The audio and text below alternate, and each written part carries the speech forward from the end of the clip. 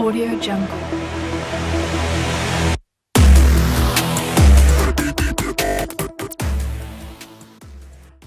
Salibonani bantu bakithi sihlangane kolunye uhlelo futhi ku-Ezakithi TV yo sibonge kakhulu isupport yavela lapho bantu bekhaya kuyabongeka kakhanya ukuthi makuyikubambisana singabambisana izinto ziba lula kodwa namhlanje anginandaba ezimnandi ngilokudana thile ikakhulu mangibhekisa indaba le ngibhekisa kuma artist wakithi since i-lockdown liyazi athi ukuthi ngithi asikope nini kodwa mangibheka amanye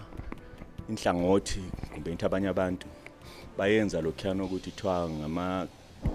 live streaming. How many days singenile ku lockdown angaze ngibone le artist yakithi eyodwa nje yenza live streaming nje sibonisa nje ikhono labo ukuthi benzani even or ngithi basithokozise kuphakathi kwe lockdown leyi. So into leyi liyazi iyangimangaza ukuthi yikuthi asilama resources ukuthi asifuni ukuluza since streaming leyi yabifuna izimali or yini, but I believe abaculi lilayo impendulo to that, but kuyadanisa kakhulu ngoba mina I feel ukuthi like siletha down ama fans wethu just because yiwo phela khathesi andajala ukusupport isiza kuma shows wethu what kanti ke khathesi izinto angithi zijikile why don't ukuthi kwakhona lina libe yini elibalanda ezindlini zabo. Liyazi izolo bengibuka ngibheke enye lockdown ebeyisponsorwe ngenye company, akusi company enkulu but just yona lawo ama indigenous companies ayo ethu abantu abamnyama there. So ngazibuza umbuzo othi khona lithi ukuthi thina ama companies wakithi awakhoni ukuthi nje lawo apartner with ama artists wakithi bakwazi ukwenza into efana naleyo. Well, engcenye sengazenze ngani sengispokesperson wama fans kanti akukho njalo kusuka kube buhlungu mawubona into zakini zidonsa zihamba zisiya ngemuva abanye abantu beqhubha besiya ngaphambili. So lo umbuzo engubhekise kuma artist ukuthi for sure lithi ukuthi siyehluleka ngalolo hlobo ngibe sengibuya ngithi labona osomabhizimusi abama-company ukuthi lithi ukuthi kwakhona siyehluleka ukuthi ngitsho ukuthi identify lo yedwa nje wakithi ukuthi nje limuthi cha kube le live streaming nje yento yakithi ngoba mina nginje ngifuna uqambela amanga ngikhathele ngokudla kwakomakhelwane okuphekwe ngobomakhelwane ngoba ungananzelela